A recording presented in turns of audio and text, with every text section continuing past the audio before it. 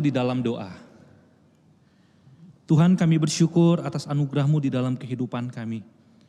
Hari lepas hari, detik lepas detik Tuhan, kasih-Mu tak pernah putus, Engkau nyatakan. Kasih-Mu tak pernah habis, Engkau berikan kepada setiap kami sampai hari ini. Terima kasih atas pimpinan-Mu, terima kasih atas penyertaan-Mu di dalam kehidupan kami. Sehingga Tuhan, kami boleh ada pada hari ini. Kami boleh melayani Tuhan. Kami boleh beribadah. Kami boleh berdoa kepada Tuhan. Itu semua semata-mata hanya karena anugerah Tuhan. Oleh sebab itu ya Tuhan, malam hari ini kami memohon kembali kepada Engkau. Kiranya Engkau boleh kembali memimpin setiap kami untuk boleh mengalami perjumpaan bersama dengan Engkau melalui firman-Mu Tuhan. Tuhan, hamba berdoa biar kiranya Tuhan sendiri yang berbicara kepada setiap kami, dimanapun kami berada pada malam hari ini. Apapun yang sedang kami alami di dalam kehidupan kami pada malam hari ini, biarlah Engkau sendiri yang memimpin kami untuk masuk ke dalam firman-Mu, melihat Engkau, mengalami Engkau, dan kami diberikan semangat untuk melakukan kebenaran firman-Mu di tengah-tengah dunia ini. Terima kasih Bapa, kami serahkan waktu berikut ke dalam tangan-Mu. Di dalam nama Tuhan Yesus kami telah berdoa dan mengucap syukur. Amin. Selamat malam Bapak Ibu yang dikasihi oleh Tuhan. Kita bersyukur boleh kembali bersama-sama di dalam persekutuan doa malam hari ini. Saudara, kita akan melanjutkan seri pembahasan firman Tuhan malam hari ini tentang topik kerohanian yang vital, saudara. Saudara, mari saya mengajak kita membuka di dalam Yeremia pasal yang kedua. Kita akan membaca kitab Yeremia pasal yang kedua, ayat 5 hingga ayat yang ke-13. Kalau saudara sudah menemukannya, saya mengajak kita membacanya. Saya mengundang Bapak Ibu untuk boleh bangkit berdiri bersama-sama, kita membaca firman Tuhan, kita merenungkannya bersama-sama. Beginilah firman Tuhan. Apakah kecurangan yang didapati nenek moyangmu padaku sehingga mereka menjauh daripadaku, mengikuti dewa kesia-siaan sampai mereka menjadi sia-sia? Dan mereka tidak lagi bertanya, di manakah Tuhan yang menuntun kita keluar dari tanah Mesir, yang memimpin kita di padang gurun, di tanah yang tandus dan yang lekak-lekuk, di tanah yang sangat kering dan gelap, di tanah yang tidak dilintasi orang, yang tidak didiami manusia. Aku telah membawa kamu ke tanah yang subur untuk menikmati buahnya dan segala yang baik daripadanya. Tetapi segera setelah kamu masuk, kamu menajiskan tanahku. Tanah milikku telah kamu buat menjadi kekejian. Para imam tidak lagi bertanya, di manakah Tuhan? Orang yang melaksanakan hukum tidak lagi mengenal aku lagi. Dan para gembala mendurhaka terhadap aku. Para nabi bernubuat demi Baal. Mereka mengikuti apa yang tidak berguna. Sebab itu, aku akan berbantah lagi dengan kamu, demikian firman Tuhan. Dan dengan anak cucumu aku akan berbantah.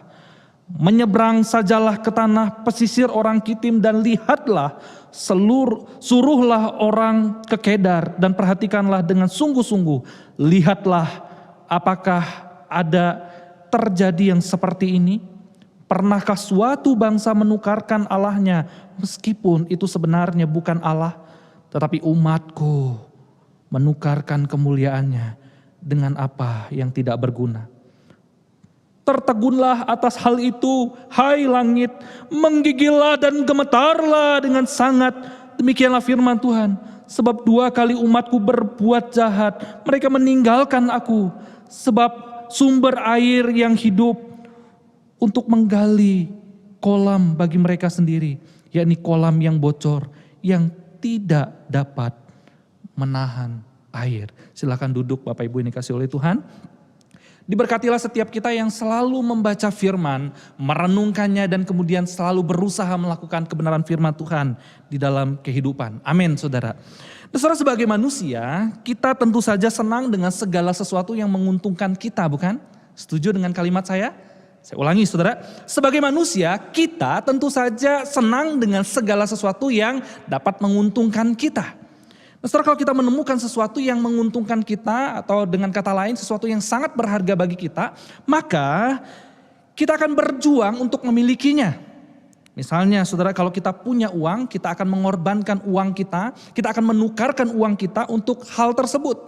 Atau kalau kita punya tenaga, kita akan menukarkan tenaga kita untuk hal tersebut saudara. Sekali lagi saudara, kita senang dengan segala sesuatu yang menguntungkan kita. Dan sebaliknya, kita tidak senang dengan hal yang tidak menguntungkan kita.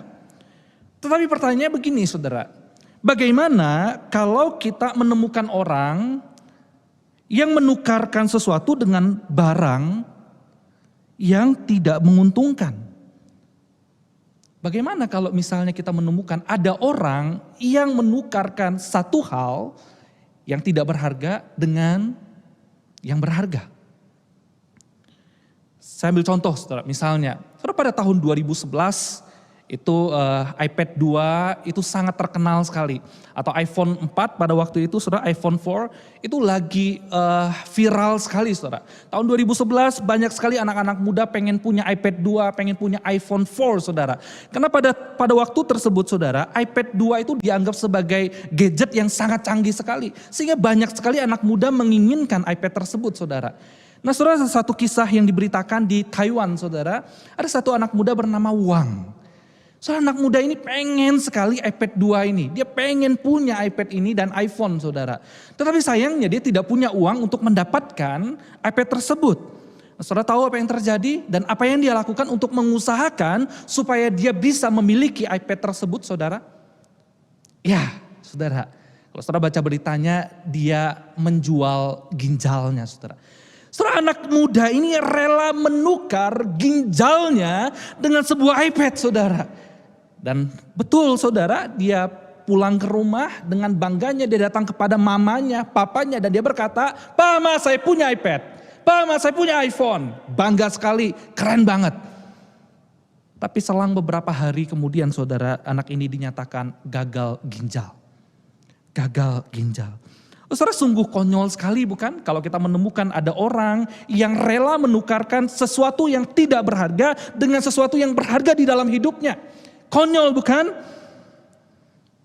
Nah saudara, kita seringkali mungkin bisa berkata anak muda ini konyol, bahkan anak muda ini adalah anak muda yang bodoh dan tidak bijak. Kok mau-maunya menukarkan sesuatu yang berharga dari tubuhnya dengan sesuatu yang sia-sia, yang tidak ada gunanya saudara. Nah, saudara, kita juga bisa berpikir ini adalah kisah yang sungguh-sungguh ironis saudara. Tidak bijak sekali. Kok bisa hal ini terjadi? Saudara yang dikasih oleh Tuhan, kalau kita membaca kembali di dalam bagian firman Tuhan yang tadi kita baca, bukankah kita menemukan satu ironi yang sama? Satu ironi yang sangat mengenaskan terjadi di tengah-tengah umat Tuhan. Saudara, baca ayat yang ke-11, mari kita lihat saudara. Demikian firman Tuhan berkata, "Pernahkah suatu bangsa menukarkan Allahnya meskipun itu sebenarnya bukan Allah, tetapi umatku menukarkan kemuliaannya dengan apa yang tidak berguna." Saudara, sungguh sesuatu yang ironis sekali. Umat Allah yang telah dipilih oleh Allah. Umat Allah yang telah dikasihi oleh Allah. Umat Allah yang telah disertai, dipelihara oleh Allah. Tetapi mereka rela menukarkan Allah dengan sesuatu yang tidak berguna. Bahkan dikatakan saudara, pernahkah suatu bangsa menukarkan? Saudara, ini adalah suatu ungkapan yang menunjukkan kebobrokan umat Allah. Bangsa lain saja yang menyembah Allah yang tidak ada artinya, bangsa lain saja yang menyembah kepada berhala yang tidak ada gunanya, mereka tidak pernah menukarkan berhala tersebut kepada hal-hal yang lain. Tetapi sayangnya umat Allah, mereka menukarkan Allah yang dengan jelas menyertai kehidupan mereka. Allah yang hidup, Allah yang senantiasa menunjukkan kasih setianya kepada mereka. Tetapi mereka rela menukarkan Allah yang demikian kepada sesuatu yang tidak berguna. Saudara, ini adalah sesuatu yang ironi, yang sangat konyol, bahkan kalau boleh dikatakan ini adalah sesuatu yang bodoh sekali dilakukan oleh umat Allah. Saudara, mungkin peribahasa berikut cocok untuk menggambarkan kepada umat Allah saudara yang demikian. Air susu dibalas dengan air tuba. Saya kira inilah pepatah yang saya kira cukup untuk menggambarkan umat Allah. Tentang kondisi umat Allah pada waktu itu saudara. Sikap bangsa Israel tersebut membuat hati Allah begitu sedih sekali. Kok bisa-bisanya mereka menukarkan Allah yang menyatakan cinta kasih, memberikan mana dan madu kepada mereka, memelihara kehidupan mereka, membentuk mereka dan terus menyertai mereka di dalam tiang awan dan tiang api. Tetapi mereka menukarkan Allah dengan sesuatu yang tidak berguna. Saudara, hati Allah begitu sedih dengan sikap yang demikian. Dengan sikap umat Allah yang seperti itu, saudara. Mereka menyakiti hati Allah. Saudara, di pembacaan firman Tuhan, saya akan mengajak kita untuk melihat paling tidak ada beberapa sikap yang ditunjukkan oleh umat Allah yang akan kita pelajari bersama-sama. Ada beberapa sikap yang membuat hati Allah itu begitu sedih dengan tingkah laku yang dinyatakan oleh umat Allah. Yang pertama, saudara, mari kita perhatikan ayat yang kelima. Dikatakan, saudara, umat Allah menjauh dari Tuhan. Saudara, dikasih oleh Tuhan, jika kita hanya sekilas membacanya, sepertinya tidak ada bobot kejahatan yang terlalu serius di sini, saudara. Menjauh dari Tuhan. Tetapi jika kita merenungkannya, maka kita akan mendapatkan dan memahami betapa seriusnya tentang bagaimana umat Allah ini menjauh daripada Tuhan. Saudara, kata menjauh dari Tuhan bisa juga artinya adalah umat Allah itu meninggalkan Tuhan. Ini memberikan kesan yang kuat di mana seorang tidak lagi memandang kepada Tuhan. Seorang tidak lagi peduli kepada Tuhan. Seorang tidak lagi takut akan Tuhan di dalam hidupnya. Sehingga mereka menjauh dan mereka meninggalkan Tuhan. Bahkan, saudara, seorang tidak lagi turut akan perintah dan ketetapan Tuhan di dalam kehidupannya. Saudara, bukankah ini adalah satu bentuk kesombongan yang dinyatakan oleh umat Allah. Dan itu membuat hati Allah begitu sedih sekali. Begitu sombong sekali mereka. Mereka menjauh dari Tuhan. Mereka mengabaikan Tuhan. Mereka tidak mempedulikan Tuhan bahkan perintah-perintahnya. Saudara, ketika saya mencoba merenungkan bagian ini, saudara, kenapa umat Allah ini mencoba untuk menjauh daripada Tuhan? Saya mencoba merenungkannya dengan kehidupan kita sebagai manusia. Saudara, mari kita bertanya, pernah nggak kita itu berusaha menjauhi seseorang atau sesuatu, saudara? Saya percaya pasti pernah, bukan? Saudara, ketika saya mencoba merenungkannya, paling nggak ada beberapa alasan kenapa saya, ketika saya menjauh daripada seseorang, atau ketika saya menjauh daripada sesuatu, saudara, saya coba renungkan ada beberapa hal. Yang pertama, saudara, ketika saya menghindari seseorang atau sesuatu, itu kemungkinan besar seseorang atau sesuatu itu punya masalah. Jadi kalau saya mendekat kepada orang itu, saya akan dapat masalah. Bahkan terima banyak masalah, saudara. Sehingga saya berniat untuk menghindari atau pergi meninggalkan orang tersebut. Itu yang alasan pertama. Alasan kedua, ketika saya renungkan, saudara, kenapa saya itu meninggalkan seseorang atau menjauh daripada sesuatu, saudara, itu karena saya punya rasa kecewa dan sakit hati kepada orang tersebut atau benda tersebut, saudara. Maka saya meninggalkannya. Lalu yang ketiga, saudara, ya memang benda itu atau orang itu yang tidak ada artinya dalam hidup saya. Cuman buang waktu saya, cuman menghabiskan waktu saya. Tidak penting dia itu dalam hidup saya, sehingga saya menghindar dari dia. Nah, itu sebagai manusia, saudara. Saudara, mari kita perhatikan, apakah mungkin ini terjadi kepada umat Allah? Mereka menghindar dari umat Allah. Sehingga di ayat yang kelima dikatakan begini, saudara. Apakah kecurangan yang didapati nenek moyangmu kepadaku? Saudara, sampai Tuhan harus berkata demikian kepada umat Allah. Apa sih yang saya lakukan sehingga kamu itu menghindar dari saya? Apa sih yang saya kecewakan terhadap nenek moyangmu sehingga kamu meninggalkan saya? Apakah saya ini tidak berarti dalam hidupmu? Mungkin dengan bahasa sederhananya seperti itu, saudara. Saudara, Tuhan sampai memberi pembelaan untuk menunjukkan di mana sih letak kesalahan Tuhan. Apa sih apakah saya pernah mengecewakan nenek moyangmu? Saya pernah gagal memimpin mereka. Saudara, lihat sikap umat yang demikian membuat hati Tuhan begitu sedih sekali. Mereka meninggalkan Tuhan. Mereka meninggalkan Tuhan. Saudara yang dikasihi oleh Tuhan, kalau boleh kita dikatakan umat Allah dalam kondisi ini, saudara, mereka adalah orang-orang yang tidak tahu berterima kasih kepada Tuhan. Tuhan sudah sedemikian rupa memimpin, memelihara kehidupan mereka. Tetapi kok bisa-bisanya mereka pergi menjauh dari Tuhan, meninggalkan Tuhan. Saudara, hari ini mari kita bertanya dengan kehidupan kita. Sebagai umat Tuhan, mungkin ada di antara kita yang sudah menjadi orang Kristen 10 tahun, 20 tahun, 5 tahun, atau 30 tahun, atau bahkan lebih daripada itu saudara. Saudara, mari kita renungkan kembali. Apakah Tuhan pernah gagal di dalam mengasihi kita? Apakah Tuhan pernah gagal di dalam Dia menyatakan bagaimana Ia menyertai kehidupan kita dan memimpin setiap kita? Dan sekarang mari kita pikirkan. Sekian lama kita menjadi orang Kristen. Sekian lama kita menjadi umat Tuhan. Apakah kerinduan kita akan Tuhan semakin hari semakin kuat atau semakin hari semakin melambat? Apakah kerinduan kita akan Tuhan mencari Dia, membutuhkan Dia, menginginkan Dia semakin hari semakin tidak ada? Saudara, mari kita renungkan. Kalau kita menemukan hidup kita demikian saudara, apa bedanya kita dengan umat Allah? Kita pun melakukan satu hal yang konyol.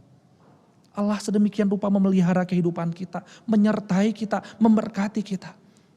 Jangan sampai kita pun meninggalkan Tuhan. Jangan sampai kita pun menjauh dari Tuhan.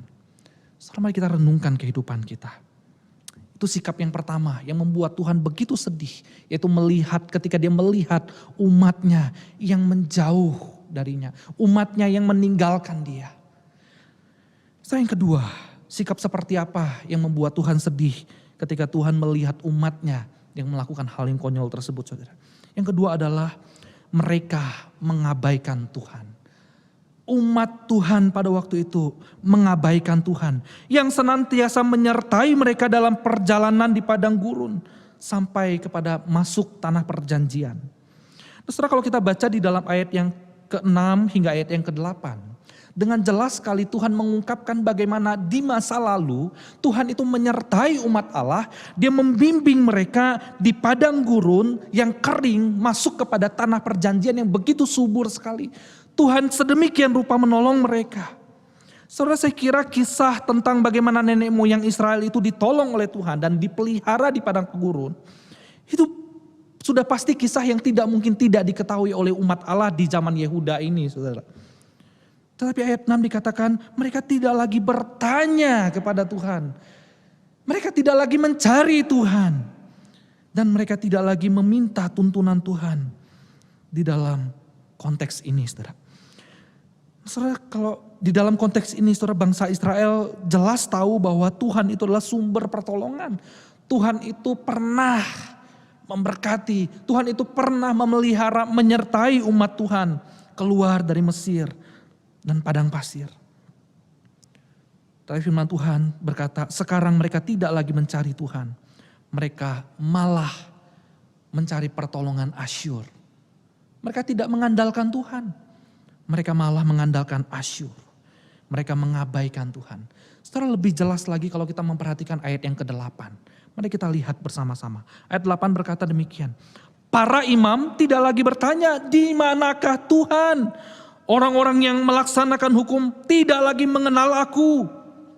Dan para gembala mendurhaka terhadap aku. Para nabi bernubuat demi Baal. Mereka mengikuti apa yang tidak berguna. Setelah ayat 8 ini menggambarkan dengan sangat jelas sekali. Bagaimana dari pemimpin, gembala sampai kepada para nabi saudara. Mereka sungguh-sungguh mengabaikan Tuhan dengan sengaja saudara. Inilah gambaran tentang para pemimpin yang dengan sengaja mengabaikan Tuhan. Mereka tahu hukum tetapi mereka tidak tahu Tuhan.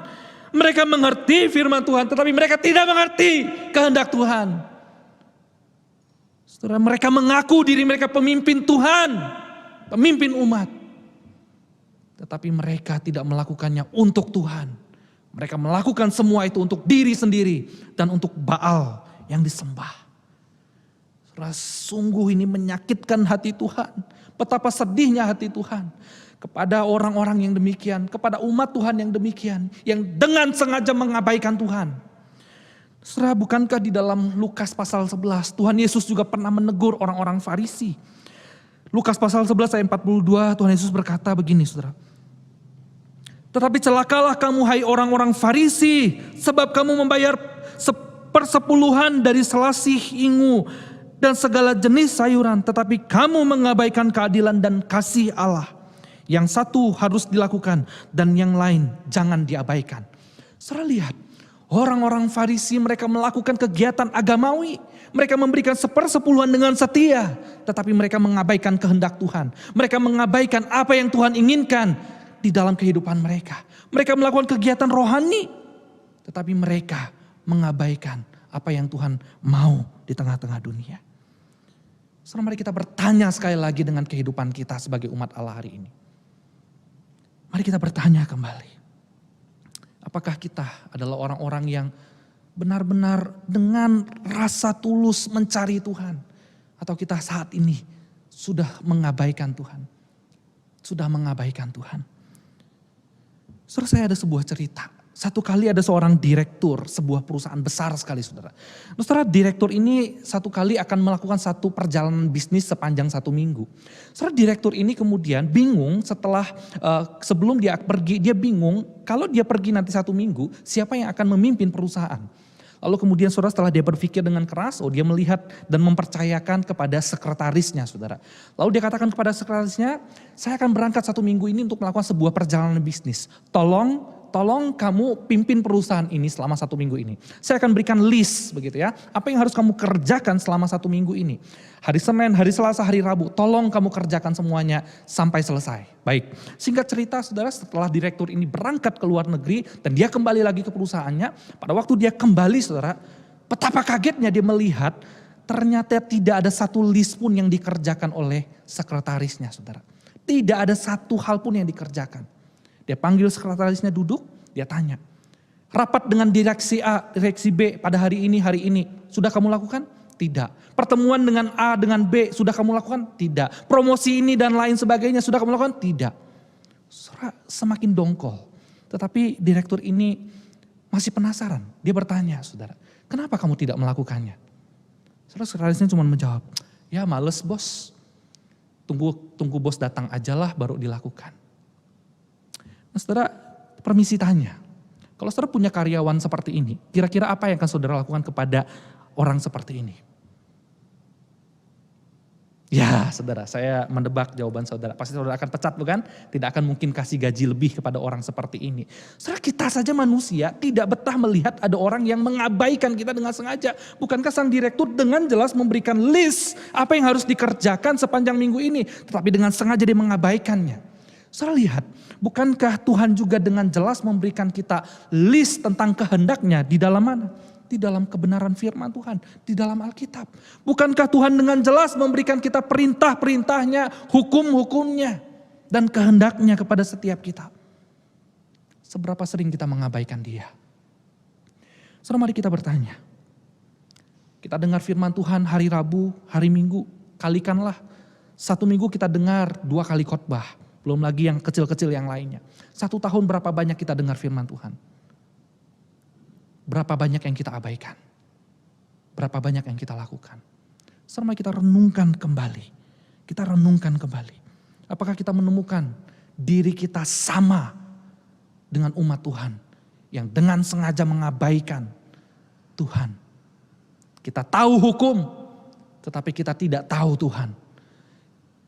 Kita mengenal firman, tetapi kita tidak mengenal Tuhan. So, mari kita bertanya secara pribadi. Sebagai anak umat Tuhan. Kalau kita menemukan hal yang demikian dalam hidup kita hari ini. Mari kita bertobat. Mari kita bertobat. Saudara, yang ketiga, apa yang membuat Allah begitu sedih melihat umatnya yang demikian saudara. Yang ketiga adalah umat Allah meletakkan rasa aman. Bukan di dalam Tuhan, tetapi di luar Tuhan, saudara. Saudara, perhatikan di ayat yang ke-13 dikatakan begini. Sebab 2 kali umatku berbuat jahat. Mereka meninggalkan aku, sumber air hidup. Untuk menggali kolam bagi mereka sendiri. Yakni kolam yang bocor.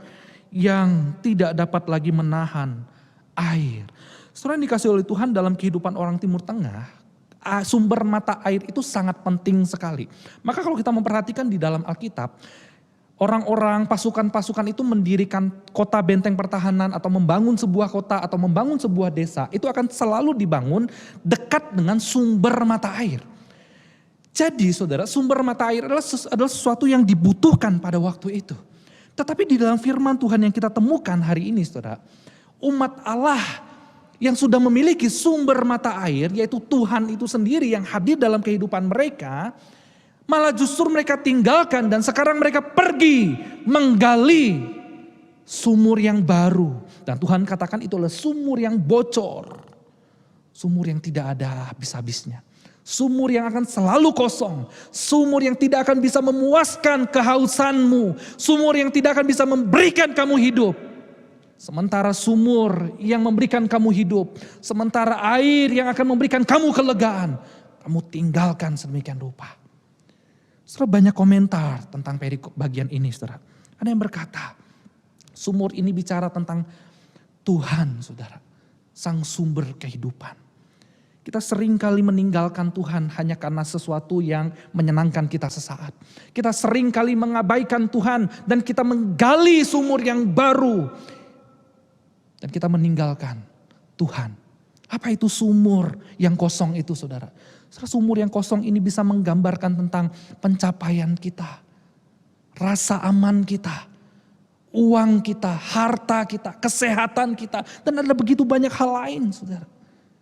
Itu lebih penting dibandingkan dengan kehadiran Tuhan dalam kehidupan engkau dan saya.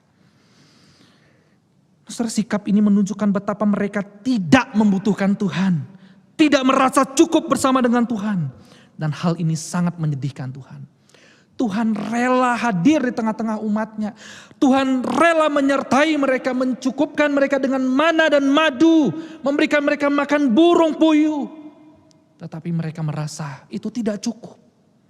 Mereka malah tetap mencari sumur yang lain. Saudara, bagaimana dengan hidup kita hari ini sebagai anak Tuhan? Terkadang kita merasa kalau tidak punya banyak uang, hidup ini tidak nyaman. Terkadang kita merasa kalau nanti tubuh tidak sehat, hidup ini tidak akan nyaman. Terkadang kita merasa kalau kita tidak punya prestasi yang tinggi, prestasi yang hebat, nama yang tenar, kita merasa tidak nyaman. Saudara, bukan berarti semua itu salah. Bukan berarti kita tidak boleh punya uang. Bukan berarti kita tidak boleh punya nama. Bukan berarti kita tidak boleh punya kesehatan. Bukan saudara. Tetapi seringkali kita lebih khawatir dengan semua itu. Lebih khawatir kita tidak punya uang. Lebih khawatir kita tidak punya kesehatan. Lebih khawatir kita tidak punya prestasi dan nama baik. Dibandingkan kita khawatir tidak punya Tuhan dalam hidup kita. Saudara, ini hal yang sangat menyedihkan Tuhan. Tuhan sudah hadir dalam kehidupan umatnya. Tetapi Tuhan, umatnya malah mencari yang lain. Bukankah Kristus sudah mati di atas kayu salib mengampuni dosa kita? Kok bisa-bisanya kita tidak merasa cukup di dalam Kristus? So, mari kita pikirkan kembali. Mari kita bertanya kepada diri kita sekarang. Apakah kita menemukan diri kita menjadi umat Tuhan, hamba Tuhan, pelayan Tuhan, yang melayani Tuhan dan menyenangkan Tuhan? Atau kita justru tidak lebih baik dari umat Tuhan di zaman Yeremia, yang terus melukai hati Tuhan dengan sikap hati yang demikian, yang mengabaikan Tuhan, yang meninggalkan Tuhan, yang mencari rasa aman di luar Tuhan. Serahan itu hanya diri kita bersama dengan Tuhan yang tahu. Saya tidak tahu apakah saudara demikian atau tidak. Mari saudara pikirkan, mari saudara renungkan. Mari kita pikirkan bersama-sama. Saudara, mungkin ada orang-orang Kristen yang tidak pernah terang-terangan menolak Allah. Tetapi dalam praktik hidupnya sehari-hari sebenarnya Allah tidak mereka sembah. Mungkin mereka datang ke gereja, menyembah Allah, tetapi keluar dari gereja mereka menyembah yang lain dan mengejar segala sesuatu yang lain. Ada orang Kristen yang hidupnya Senin sampai Sabtu menipu manusia, hari Minggu menipu Tuhan. Menjadi orang Kristen bukan soal KTP saja saudara. atau terbatas pada ritual keagamaan. Tetapi menjadi seorang Kristen itu bicara tentang sebuah relasi. Sebuah relasi. Kita tidak hanya dibatasi di dalam ibadah online. Kita tidak hanya dibatasi dengan ibadah yang ada di gereja. Tetapi mari kita membangun relasi bersama dengan Tuhan di dalam keseharian kita. Bagaimana kita merindukan Dia, bagaimana kita mencari Dia, bagaimana kita mengandalkan Dia. Saudara, saya sadar di tengah-tengah situasi COVID-19 yang tidak jelas ini, rasa cemas, rasa khawatir itu lebih besar dibandingkan rasa ingin kita kepada Tuhan. Saya sadar saudara, kita takut sakit, kita takut tertular, kita takut mengalami semua itu. Itu wajar sebagai manusia. Tetapi jangan sampai saudara, kita tidak lagi punya rasa rindu untuk datang kepada Tuhan. Jangan sampai kita lebih khawatir kepada kesehatan kita, kepada keuangan kita dibandingkan kita khawatir Tuhan tidak hadir lagi dalam hidup kita. Dan kita tidak lagi bisa menikmati Tuhan dalam hidup kita. Saudara, saya pakai istilah, kita jangan hanya menjadi orang Kristen yang memakai kostum di luar saja. Kelihatannya ibadah, kelihatannya pelayanannya, kelihatannya umat Tuhan, kelihatannya punya KTP Kristen. Tetapi kita tidak menghidupi kehidupan tersebut. Saudara, saya akan tutup dengan sebuah cerita. Satu kali ada seorang bapak, kita sebut aja namanya Pak Bedu, saudara. Nah, saudara, Pak Bedu ini adalah seorang yang sudah lama tinggal di Amerika. Dia lama gak pulang Indonesia. Nah, singkat cerita saudara, satu kali Pak Bedu ini pengen pulang ke Indonesia di acara Idul Fitri, saudara. Jadi dia rindu pengen kembali ke Indonesia, ketemu sama keluarganya, liburan bersama dengan keluarganya, dan Idul Fitri bersama dengan keluarganya di Indonesia, saudara. Nah, singkat cerita, pada waktu dia akan kembali ke Indonesia, saudara, sampai ke airport, nah di kantor imigrasi dia merasa sangat tidak nyaman sekali. Saudara, pada waktu dia sampai di kantor imigrasi, Pak Bedu ini kemudian digeledah dengan sangat detail sekali. Dia ditanyai dengan pertanyaan yang begitu banyak sekali. Sehingga dia merasa kok lama sekali dia diinterogasi. Saudara, dia dicurigai sebagai seorang teroris pada waktu itu. Singkat cerita saudara, pada waktu dia digeledah dan ditanya saudara, dia melihat ke sampingnya, ternyata ada seorang bapak yang lain saudara, dengan mudah sekali melewati kantor petugas imigrasi itu saudara. Dan bapak ini memakai jubah pendeta saudara ternyata. Dia seorang pendeta pakai baju hitam dengan ada toga warna garis-garis warna putih di lehernya sambil membawa Alkitab dan tas saudara. Dan benar saudara, Pak Pendeta ini tidak banyak ditanya, tidak digeledah, dan dengan mudah dia bisa melewati kantor imigrasi itu saudara. Lalu kemudian singkat cerita Pak Bedu ini berpikir dan ini menjadi inspirasi bagi dia. Wah, lain kali kalau saya melewati kantor imigrasi, saya harus pakai baju pendeta nih, dibilang gitu ya. Nah, singkat cerita setelah dia kembali ke Indonesia, dia balik lagi. Pada waktu dia mau balik ke Amerika, saudara, benar sekali Pak Bedu beli satu baju pendeta, saudara. Dia beli kostum pendeta, dia pakai kostum itu, dia beli Alkitab yang besar dan bagus, saudara. Dan betul, saudara, apa yang dia lakukan itu ternyata benar. Dia tidak diinterogasi seperti yang pertama. Dia melewati kantor imigrasi dengan sangat mudah. Setelah melihat hal tersebut, Pak Bedu kemudian, dia bisa mondar-mandir, masuk bandara, melewati kantor imigrasi dengan menggunakan kostum pendeta tersebut, saudara. Tidak ada yang tahu dia pendeta bohongan, saudara. Tidak ada yang tahu. Semua orang mengira dia adalah seorang pendeta dari kostumnya. Seorang melihat dia adalah seorang pelayan Tuhan dari kostumnya. Singkat cerita, saudara, setelah dia melakukan begitu banyak perjalanan dengan kostum pendeta itu kemana-mana, saudara. Dan dia bisa melakukan hal yang mudah di Amerika dengan kostum pendeta itu, saudara. Singkat cerita, pada waktu dia menunggu di ruang tunggu, tiba-tiba datanglah seorang sahabat lamanya. Melihat dia, saudara, sedang duduk. Sahabat lamanya bingung melihat dia. Ini kelihatannya saya kenal sama orang ini, gitu ya. Saudara, pada waktu sahabatnya melihat, betul ini Bedu, bro, lu Bedu kan? Wah, kita sahabat lama, kita lama gak ketemu ya. Wow, keren sekali kamu sekarang menjadi seorang pendeta ya. Hebat, saya bangga sama kamu. Saudara, Pak Bedu bingung, dia bengong gak bisa ngomong apa-apa. Ya sudah, akhirnya mereka bercakap-cakap, ngobrol sebagai seorang sahabat, saudara. Nah, singkat cerita, saudara, setelah mereka ngobrol sedemikian rupa, sahabat lamanya ini kebetulan adalah seorang majelis di sebuah gereja. Dan dia kemudian teringat, "Woi Bedu, bro," dia bilang gitu ya.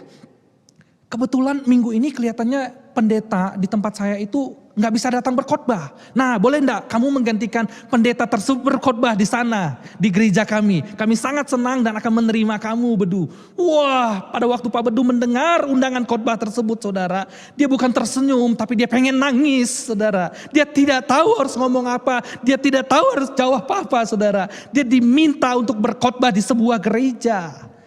Lalu kemudian dengan berbagai alasan, si Bedu kemudian berkata, "Aduh, jadwal saya sudah penuh, minggu depan saya ada khotbah di tempat lain." Semakin dia berbohong, saudara. "Oke, ya udah minggu depan lagi."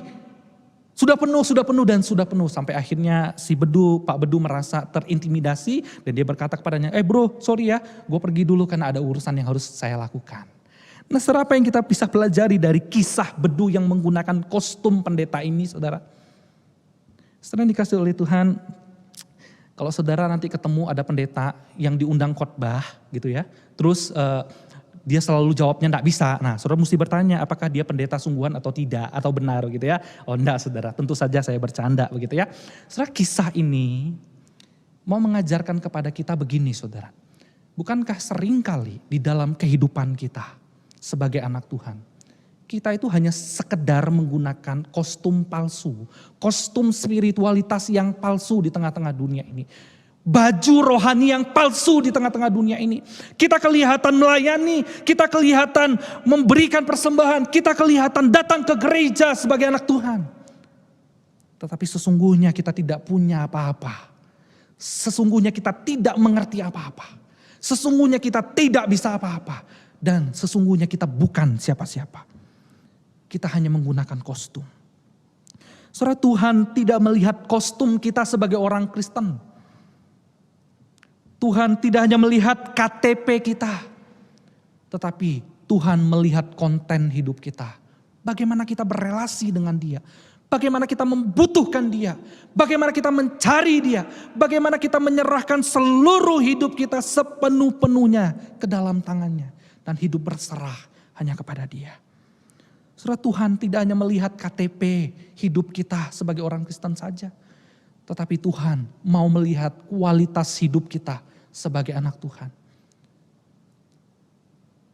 Tuhan tidak hanya melihat bagaimana kita melayani di mimbar. Bagaimana kita duduk di gereja. Bagaimana kita menghiasi baju rohani kita dengan pernak-pernik yang kelihatannya rohani. Tetapi Tuhan melihat kedalaman hati kita. Bagaimana kita mencintai Dia, mengorbankan diri untuk Dia. Dan kita berani rela menukarkan segala-galanya untuk Tuhan kita yang telah rela mengorbankan anaknya yang tunggal. Mati di atas kayu salib, mengampuni dosa setiap kita. Kiranya firman Tuhan ini mengingatkan kita kembali. Mari kita renungkan bersama-sama. Mari kita pikirkan bersama-sama. Kalau kita masih menggunakan kostum dan jubah rohani yang palsu itu. Saudara, mari kita telanjangi semua. Kita buka semuanya di hadapan Tuhan. Katakan kepada Tuhan, "Tuhan, ini aku. Aku penuh dengan dosa dan pelanggaran. Tuhan, ini aku. Selama ini aku mengecewakan Engkau. Aku melayani tetapi aku tidak melayani Engkau. Aku hanya melayani diri sendiri. Aku mengasihi tetapi aku tidak mengasihi Engkau. Aku hanya mengasihi diri sendiri." Sama kita buka kostum rohani itu. Kita bertobat. Dan kita katakan kepada Tuhan, "Tuhan, aku butuh Engkau. Ampuni aku dan pimpin hidupku." Mari kita berdoa. Terima kasih Tuhan untuk firman-Mu yang kembali mengingatkan setiap kami. Tentang pentingnya konten di dalam kehidupan kami sebagai anak-anak Tuhan. Ampuni kami kalau seringkali kami hanya mengandalkan dan bahkan mengutamakan kostum kami sebagai anak Tuhan di tengah-tengah dunia. Kami sebagai hamba Tuhan seringkali kami hanya memakai kostum sebagai hamba Tuhan. Kami sebagai majelis seringkali kami hanya memakai kostum sebagai majelis. Dan kami sebagai jemaat Tuhan, umat Tuhan, kami seringkali hanya menggunakan kostum sebagai orang Kristen di tengah-tengah dunia ini. Tapi konten kehidupan kami jauh daripada yang Tuhan inginkan. Ampuni kami Tuhan. Malam hari ini kami bersyukur. Kalau Engkau masih berbicara kepada setiap kami. Itu artinya Engkau tidak mengabaikan kami. Itu artinya Engkau masih mau berbantah kepada kami. Itu artinya Engkau masih memperdulikan kami. Itu artinya Engkau masih mau hadir dan mengasihi kami kembali Tuhan. Tuhan, terima kasih untuk firman-Mu. Tolong kami Tuhan, tolong kami. Hamba-Mu telah selesai memberitakan firman. Tetapi biarlah firman-Mu yang hidup ini boleh terus bekerja dalam kehidupan kami. Terus mengingatkan identitas kami sebagai umat Tuhan di tengah-tengah dunia ini. Kami membutuhkan Tuhan. Kami harus berelasi dengan Tuhan. Dan kami tidak bisa hidup tanpa Tuhan. Di dalam nama Tuhan Yesus, kami berdoa dan mengucap syukur. Amin.